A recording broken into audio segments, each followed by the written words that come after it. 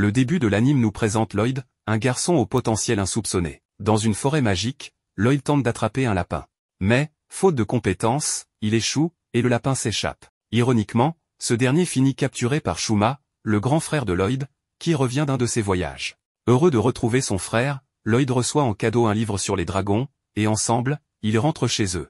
Le temps passe, et Lloyd, désormais plus âgé, entre dans une maison où vit une sorcière nommée Marie. Celle-ci, fidèle à son rôle, rappelle que toute faveur d'une sorcière a un prix. Lloyd explique qu'il vient du village de Kunlun et qu'il souhaite rester sous sa protection pour devenir soldat. Marie, sceptique, lui conseille plutôt de chercher une auberge. En discutant, Marie demande d'où vient Lloyd, et quand il mentionne Kunlun et sa chef, Alka, Marie est stupéfaite. Lloyd sort alors une sphère de sa sacoche, qui projette une image holographique d'Alka. L'ancienne mentor de Marie donne des instructions, elle ordonne à Marie de s'occuper de Lloyd jusqu'à ce qu'il termine son examen militaire. Marie, bien que contrariée, obéit. Une fois Alka disparu, Marie, frustrée, jette la sphère dans un placard et fulmine à propos de la tâche qu'on lui a imposée. Lloyd, gêné, s'excuse, mais Marie le rassure et accepte de le loger jusqu'à la fin de ses examens.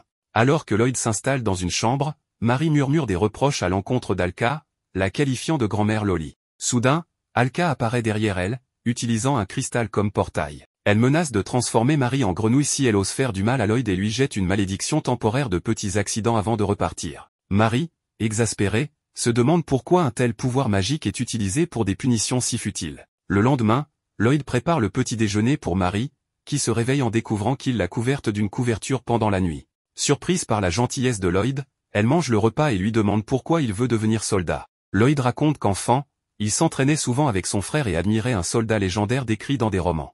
C'est cet idéal qui l'a poussé à vouloir rejoindre l'académie militaire. Marie l'interroge sur les épreuves. Lloyd explique qu'il y a un examen physique, écrit, de combat et de magie. Il avoue manquer d'endurance, car il a mis 6 jours à atteindre le royaume d'Azami, ce qu'il considère comme long. Marie, impressionnée, pense qu'il a pris plusieurs trains, mais Lloyd précise qu'il a couru tout le chemin. Elle réalise alors que son endurance est exceptionnelle, bien qu'il s'estime encore faible comparé à son grand-père, qui aurait fait le trajet en 2 jours. Marie lui demande s'il a rencontré des monstres en chemin. Lloyd mentionne des animaux sauvages comme un criquet géant ou des lézards crachant du feu, qu'il distingue bien des monstres. Marie, horrifiée, lui explique que ces créatures sont extrêmement dangereuses et qualifie certains de démons capables de gouverner le monde. En riant, Lloyd la rassure sur sa capacité à différencier un animal d'un monstre. Dans un moment comique, Marie renverse son café sur son visage. Lloyd lui tend une serviette imbibée d'un remède maison.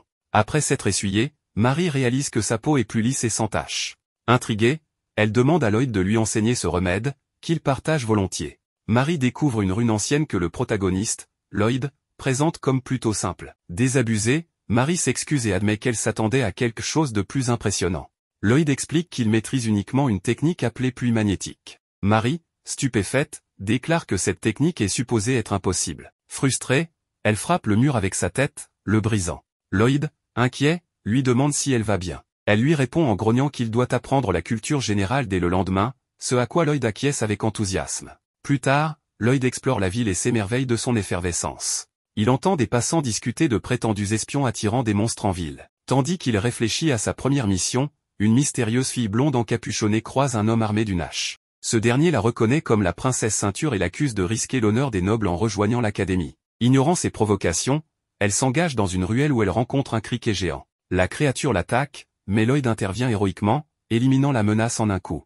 Il plaisante sur le nombre d'insectes présents en ville, puis aide la jeune fille à se relever, nettoyant son visage avec sa fameuse serviette. Embarrassée, elle cache son visage, et Lloyd lui dit qu'il doit partir car il a des courses à faire. Alors qu'il part, elle se présente sous le nom de Selene et Lloyd en fait de même avant de s'éclipser. Lloyd continue sa route, sautant sur les toits, tandis que Selene, rouge de honte, se promet de se maquiller pour leur prochaine rencontre. Chez elle, Selene se remémore son passé. Surnommée princesse Ceinture en raison d'une malédiction marquée par un bandeau couvrant son visage, elle décide, émue par Lloyd, de retirer ce dernier malgré les risques. À sa grande surprise, la malédiction semble levée. Effondrée par l'émotion, elle murmure que Lloyd est désormais sa force et son destin. Pendant ce temps, Lloyd revient chez Marie après avoir accompli sa mission. Elle le félicite et accepte, gêné, un accessoire qu'il a acheté avec ses économies. Lloyd, insouciant, part préparer le dîner. Le lendemain, une femme observe les nouveaux candidats à l'académie militaire et commente leur diversité. À côté d'elle se trouve Meltfan, un officier inquiet de la disparition de la princesse, jugeant les nouvelles recrues essentielles pour maintenir la stabilité du royaume.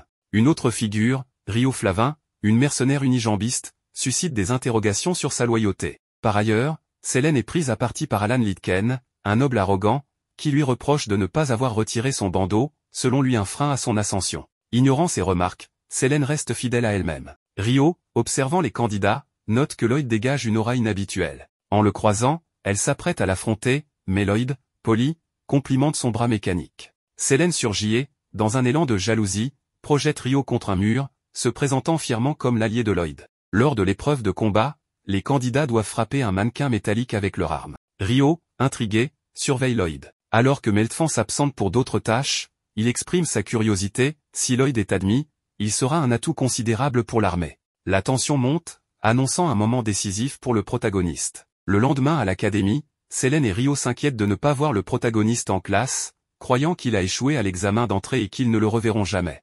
Leur inquiétude s'accentue en voyant Meltfan, également confus. Colin réprimande ce dernier pour son manque de concentration et lui ordonne de distribuer des prospectus aux étudiants.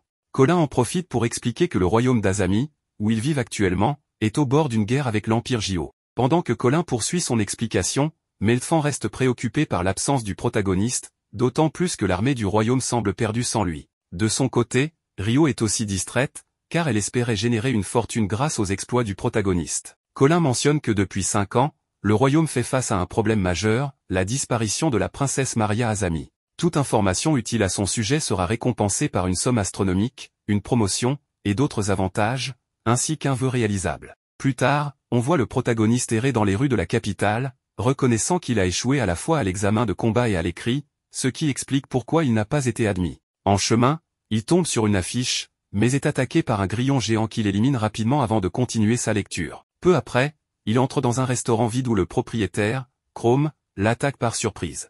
Mais le protagoniste esquive facilement, terrifiant Chrome par sa vitesse. Chrome, un ancien garde royal, suppose que le protagoniste est là pour lui soutirer des informations. En réalité, ce dernier cherche un emploi et demande poliment un poste à mi-temps.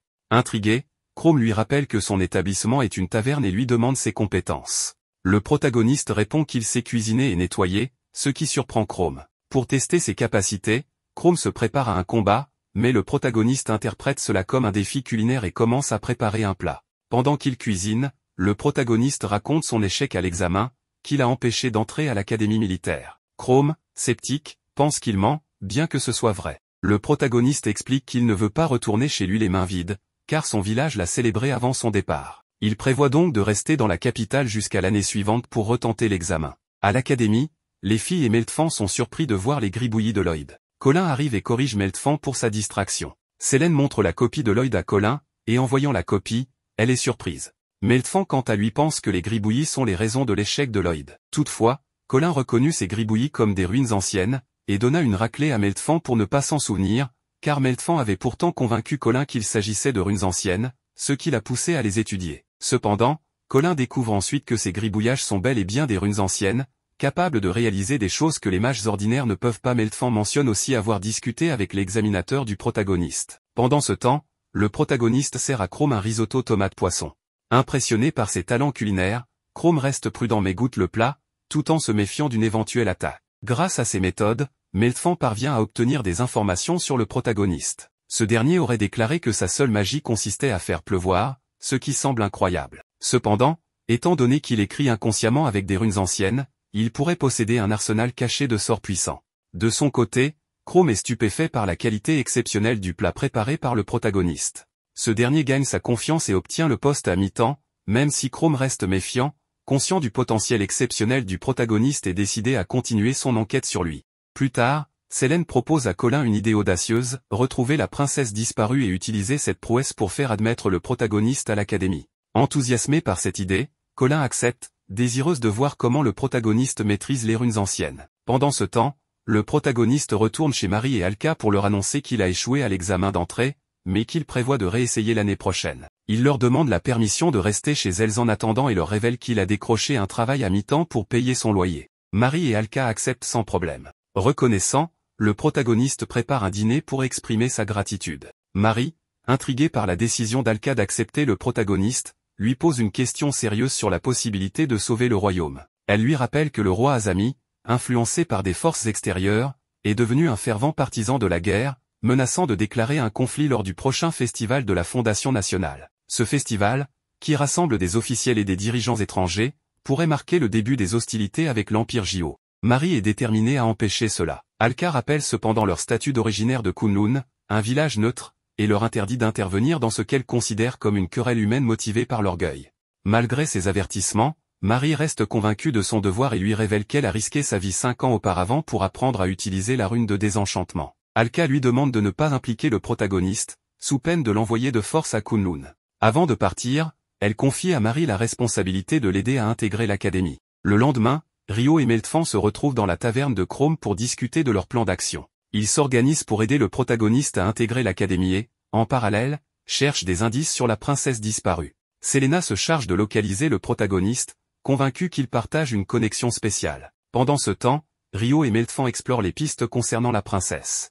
Ils remarquent que la taverne, autrefois connue pour sa cuisine médiocre, est devenue un lieu populaire parmi les étudiants de l'académie, transformant peu à peu sa réputation. Ils remarquent également que l'endroit, autrefois sale et poussiéreux, est maintenant devenu plus lumineux et propre. Pour les faire taire un moment, Chrome leur sert à manger. En dégustant le plat, ils sont impressionnés par le goût et, à leur grande surprise, ils découvrent que le protagoniste travaille désormais dans le restaurant et est le chef. Chrome est étonné d'apprendre que Meltfan connaît le protagoniste. Il envoie alors ce dernier dehors pour qu'il vide les poubelles, afin de pouvoir discuter plus sereinement. À l'extérieur, le protagoniste tombe sur un autre insecte géant attiré par la poubelle. Il décide de s'en débarrasser et de déplacer les déchets pour les brûler ailleurs. En chemin, il aperçoit Marie qui erre dans la rue avant de se faufiler dans une ruelle. Pensant qu'elle est en train de faire des courses, il l'observe, mais entend alors deux hommes parler d'une bagarre qui se déroule de l'autre côté de la ruelle. Il décide de se rendre sur place. Dans cette ruelle, il trouve Selene, qui est défiée par Alan, un noble nouvellement admis à l'académie. Alan l'accuse de tenter de soutirer des informations à un civil de force,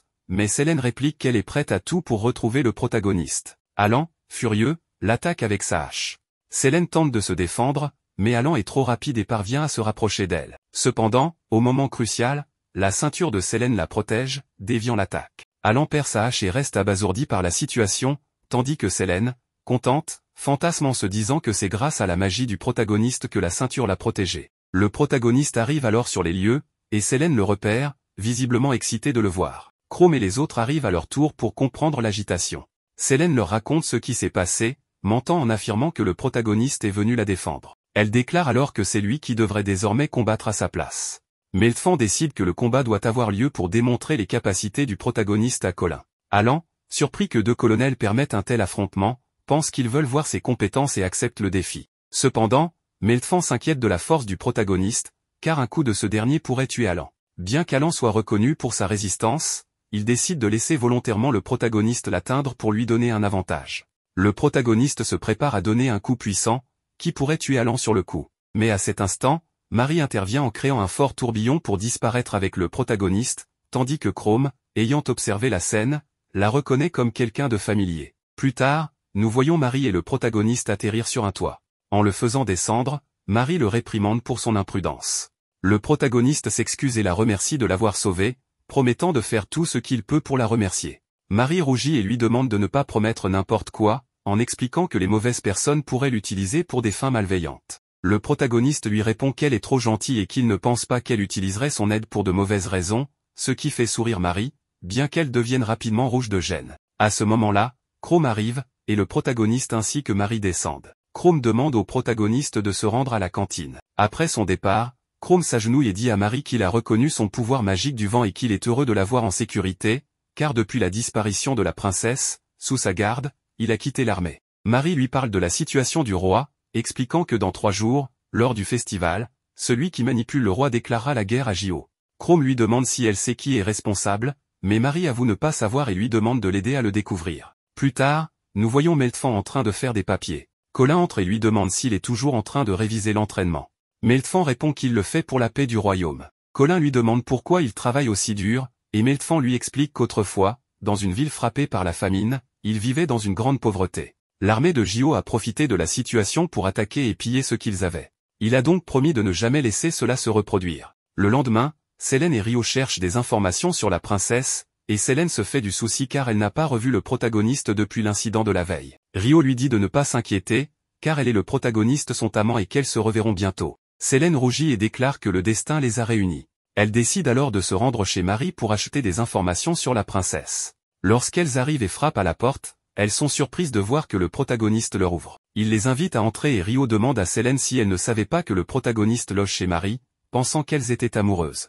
Selene répond que oui, ils le sont, depuis environ une semaine. Le protagoniste leur sert du café et leur dit qu'il est chaud et qu'elles doivent faire attention. Selene lui répond qu'elles feront attention, et Rio, en le regardant, dit qu'elle est tombée amoureuse de lui parce qu'il a libéré sa ceinture avec ses pouvoirs. Rio croit que c'est le destin qui les a unis et ajoute qu'elle n'oserait jamais affronter un tel monstre. À ce moment, Marie arrive et demande au protagoniste de lui donner une bière. Le protagoniste répond qu'il le fera bientôt. Marie s'installe sur le canapé, ignorant les amis du protagoniste, mais elle remarque qu'il y a des visiteurs. Le protagoniste les présente, expliquant qu'elles sont venues acheter des informations à Marie. Rio trouve que Marie lui semble familière. Elle commence à discuter, et Rio montre une photo, demandant des informations à propos de la personne qui y figure. En voyant la photo, Marie devient très nerveuse et déclare qu'elle ne donne pas d'informations sur les princesses disparues. Rio réplique qu'elle n'a jamais dit qu'il s'agissait d'une princesse, et Marie devient encore plus nerveuse, pensant qu'elles l'ont découverte. Selene l'interrompt en lui demandant depuis combien de temps elle vit ici.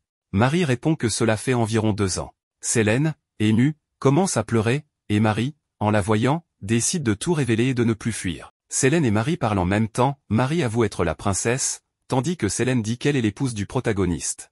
Marie tente de changer de sujet, niant être la princesse et affirmant que le protagoniste est comme un neveu pour elle. Rio, en entendant cela, lui demande si c'est vrai, et Marie nie l'avoir dit. Rio la regarde et lui demande pourquoi elle le nie maintenant. Selene, pour sa part, demande à Marie de les aider, en expliquant que si elles trouvent la princesse à l'académie, elles accepteront que le protagoniste entre. Marie sourit en voyant clairement qu'elles veulent aider le protagoniste. Elle leur propose donc un échange d'informations, elle leur demande des détails, même minimes, sur le château où réside le roi, car toute information serait d'une grande aide pour elle. Elle leur demande d'abord de lui dire qui elle est réellement. Selene et Rio commencent à deviner, mais à ce moment, le protagoniste arrive et déclare qu'il sait aussi qui elle est. Il dit qu'elle est l'héroïne salvatrice, puisqu'elle l'a aidé à s'échapper grâce à sa magie du vent, et qu'ils ont ensuite combattu un monstre dans une ruelle sombre. Il lui demande alors de lui permettre de l'aider à sauver le royaume. Marie lui répond qu'il a découvert son secret, elle est effectivement l'héroïne, mais elle ne peut pas lui permettre de l'aider, car il est trop faible pour cela. Le protagoniste lui dit qu'il fera tout ce qui est en son pouvoir,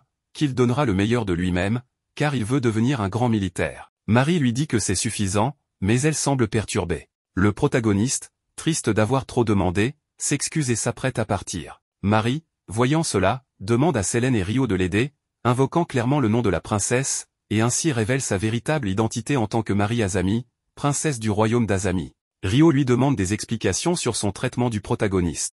Marie lui explique que celui-ci vient du village de Kunlun, où ses habitants sont interdits de s'impliquer dans les conflits humains. Rio comprend alors pourquoi le protagoniste possède une telle force, mais elle ajoute que s'il se mêle au conflit, il sera renvoyé dans son village et ses rêves seront détruits.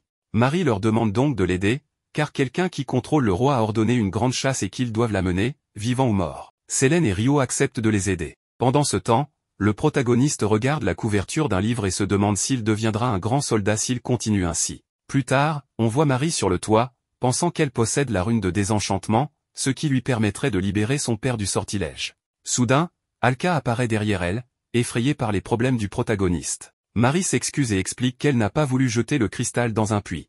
Alka, toute mouillée, lui dit qu'elle n'est pas en colère, mais qu'elle a lancé un sort qui oblige Marie à dire Mio à la fin de chaque phrase. Alka essuie l'eau et lui annonce qu'elle emmènera le protagoniste en rendez-vous le jour du festival. Le lendemain, Selene et Rio interrogent les habitants du royaume à la recherche d'informations. Elles croisent un homme qui leur dit qu'il n'a pas vu la personne qui a donné l'ordre pour chercher la princesse, mais qu'il répétait toujours une phrase. Rio lui demande quelle phrase, et l'homme répond « Pour la paix du royaume ». Le soir venu, on voit Alka et le protagoniste se promener lors du festival. Alka remarque que le protagoniste semble déprimé et essaie de le remonter un peu, mais voyant que rien ne fonctionne, elle lui propose du chocolat à la banane. Le protagoniste la regarde, surpris, et elle lance alors le chocolat en sa direction. C'est à ce moment qu'ils entendent des cris de panique et voient un groupe de sauterelles géantes attaquer le festival. D'un autre côté, on voit Meltfan, Chrome et le roi. Chrome demande au roi de le réintégrer dans son armée, et Meltfan lui répond qu'il n'a aucune objection. Cependant, Chrome lui dit d'être sûr de lui, car il s'est récemment réuni avec la princesse,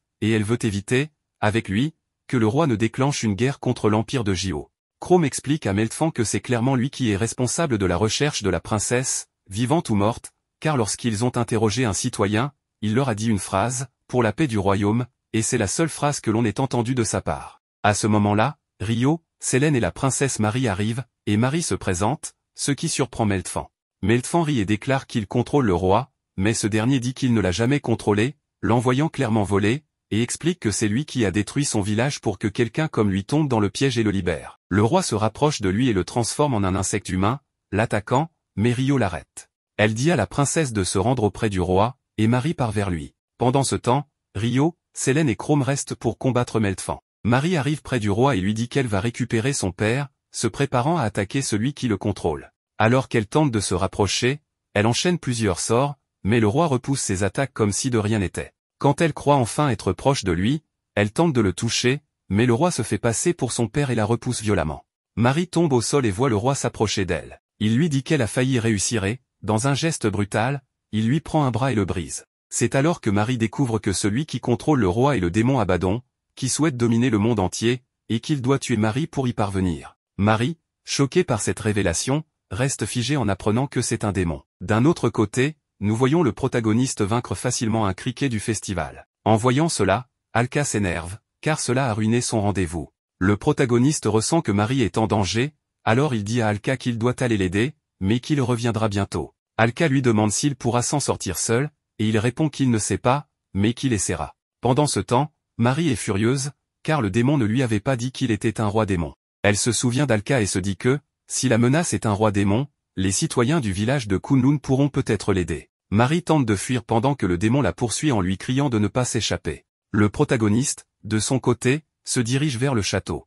En chemin, il croise Alan, qui est terrifié par les criquets. Alan s'excuse de sa lâcheté et dit qu'il ne mérite pas d'être un soldat. Le protagoniste le rassure en lui affirmant qu'il est un excellent soldat et que ce n'est pas de la lâcheté, mais que les monstres sont tout simplement effrayants. À ce moment-là, un criquet apparaît derrière eux. Alan avertit le protagoniste, qu'il la vainc facilement tout en disant qu'ils avaient une conversation importante. Le protagoniste salue Alan et lui rappelle qu'il est fort. Alors qu'il court, Alan tombe sur une jeune fille dans une ruelle attaquée par un criquet. Rassemblant son courage, il affronte la créature et la vainc d'un seul coup. Soulagé, Alan lève les yeux vers le ciel et remarque un immense cercle magique. Il se demande ce que c'est, tandis qu'Alka apparaît. Elle explique qu'étant donné qu'il s'agit d'un roi démon, elle ne va pas se retenir. Furieuse que son rendez-vous ait été gâché, elle lance plusieurs petits météores sur les criquets. D'un autre côté, Chrome, Rio et Sélène continuent de combattre Meltfan.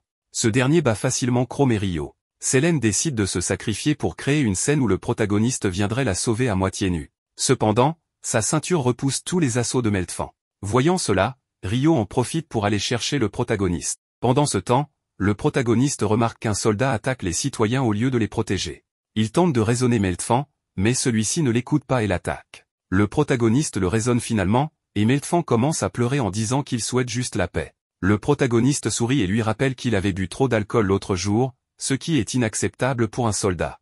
Il le réprimande doucement, mais Meltfan perd de nouveau le contrôle et attaque le protagoniste. Celui-ci esquive facilement, lui donne un coup de tête qui le projette au loin, le vainquant sans effort et impressionnant tout le monde. Le protagoniste demande alors où est Marie. On lui répond qu'elle est partie affronter le roi démon seul et n'est pas encore revenue. Alors qu'il se prépare à la chercher, Marie réapparaît. Le protagoniste s'excuse en disant qu'il n'aurait pas dû la laisser seule. Marie l'enlace et lui dit qu'elle est heureuse qu'il soit là. À ce moment, le roi démon Abaddon arrive en disant qu'elle n'aurait pas dû fuir. Le protagoniste le fixe et s'approche. Il lui demande pourquoi il est là, s'il est ivre aussi, et pourquoi il est si sale. Marie en profite et dit au protagoniste que le roi est ivre et sale, en ajoutant que le protagoniste devrait le nettoyer avec son sort. Le protagoniste admet qu'elle a raison, utilise une ancienne rune sur une serviette et s'approche lentement du roi démon. Ce dernier tente de l'éloigner, mais le protagoniste insiste et commence à le nettoyer tout en disant qu'il ne doit pas résister.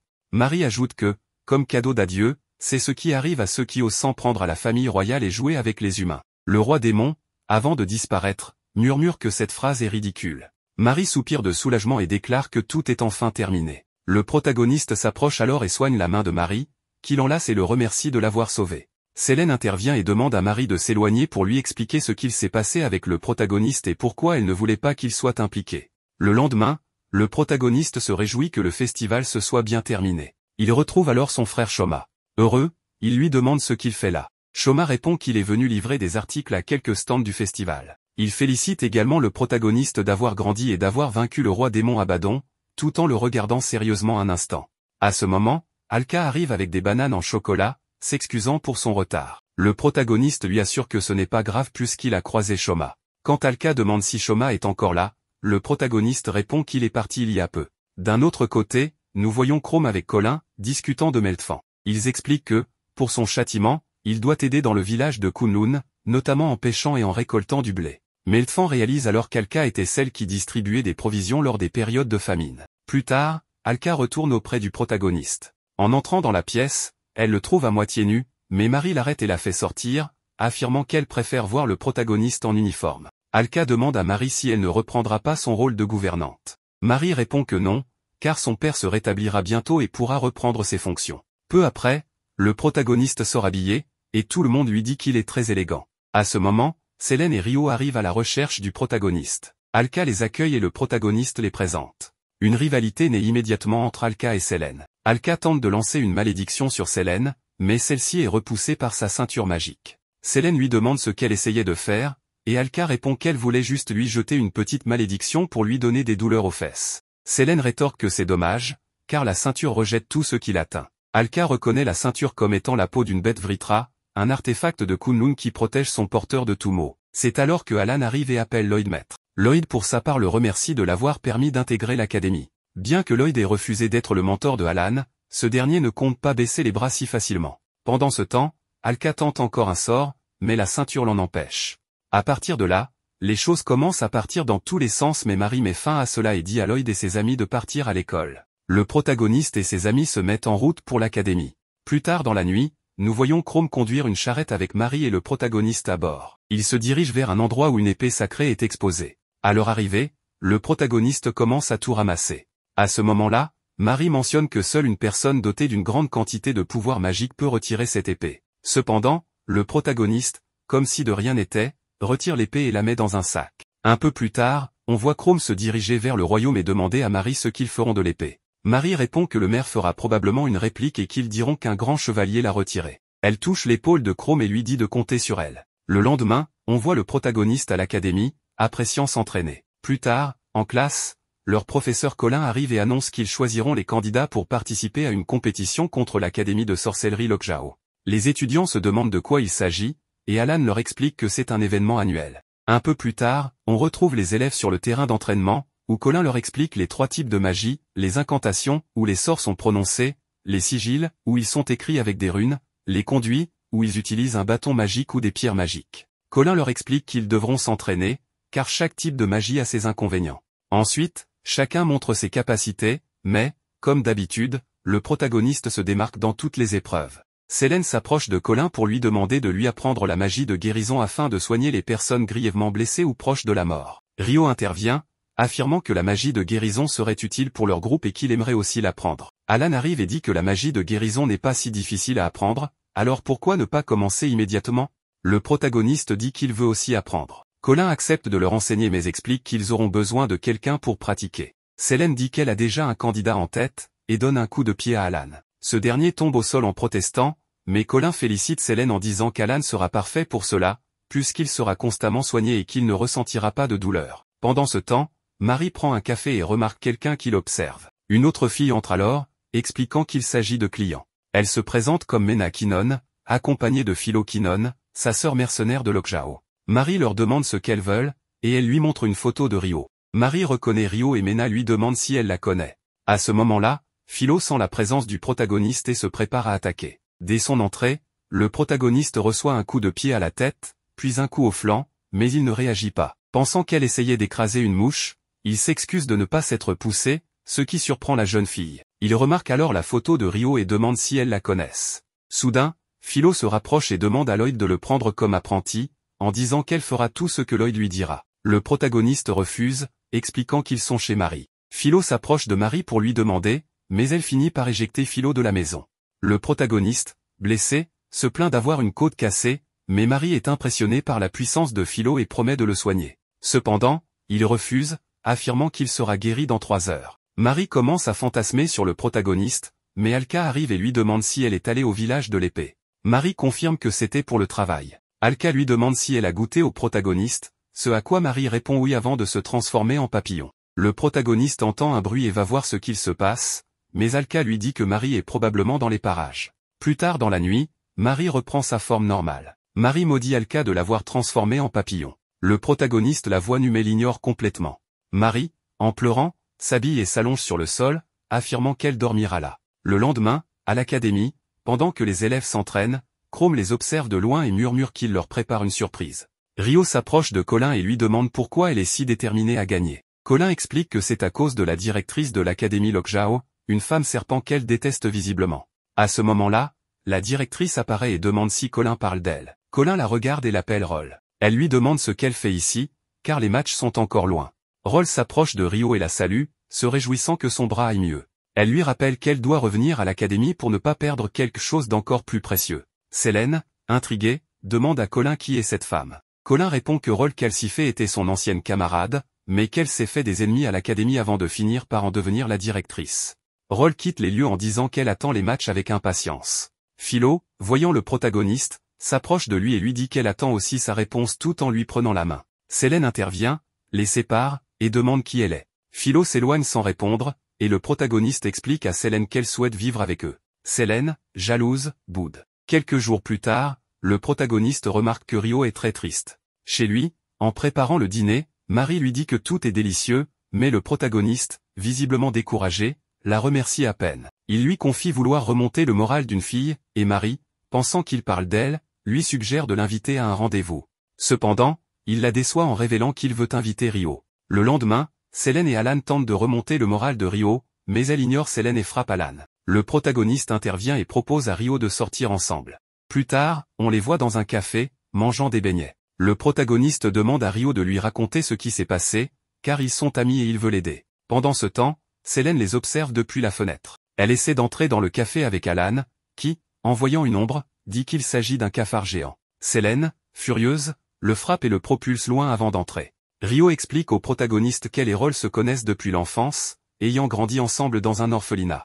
Un jour, Roll est réapparu avec un bras étrange, et la donne à Rio pour faire amplifier son mana afin qu'elle retire l'Excalibur. Après cela, Roll a mis une prime sur la tête de Rio pour des crimes qu'elle n'a pas commis, la poussant à fuir l'orphelinat. Le protagoniste lui prend la main et lui dit de ne pas fuir, mais de rester avec eux à l'académie. Selene arrive et demande pourquoi Rio ne lui a jamais parlé de cela. Elle ajoute que si Rio quitte l'académie, elle s'ennuiera. Rio sourit, heureuse d'avoir ses deux amis à ses côtés. Le jour suivant, tout le monde est prêt pour les matchs. Une classe supplémentaire de l'académie militaire, composée d'étudiants de deuxième année, fait son apparition, dirigée par Mikona Zol. Cette dernière se vante d'être meilleure que le protagoniste et annonce qu'elle sera la première à combattre. Plus tard, Mikona se prépare pour son combat contre Philo. Alors que Mikona canalise sa magie, Philo, avec un seul coup, la met KO. Le protagoniste s'approche pour l'aider à se relever, mais elle refuse son aide, affirmant qu'il ne doit pas la sous-estimer. Par la suite, Mikona se rend chez Marie pour qu'elle la soigne. Elle rougit et est touchée par l'attention de Marie. Lorsque le protagoniste arrive, Mikona le salue, et Marie, intriguée, lui demande s'ils se connaissent. Le protagoniste explique qu'ils se sont rencontrés pendant les matchs de pratique interscolaire. Marie demande alors ce qu'il prévoit de cuisiner pour le dîner, mais le protagoniste garde le secret, promettant une délicieuse surprise. Mikona, voyant la complicité entre Marie et le protagoniste, part, visiblement troublée. Le lendemain, les matchs interscolaires se terminent. Roll demande à Rio si elle a pris une décision. Rio déclare qu'elle vaincra Roll et se libérera d'elle une fois pour toutes. On annonce ensuite que le vainqueur du tournoi remportera l'épée sacrée, ce qui impressionne autant Roll que Rio.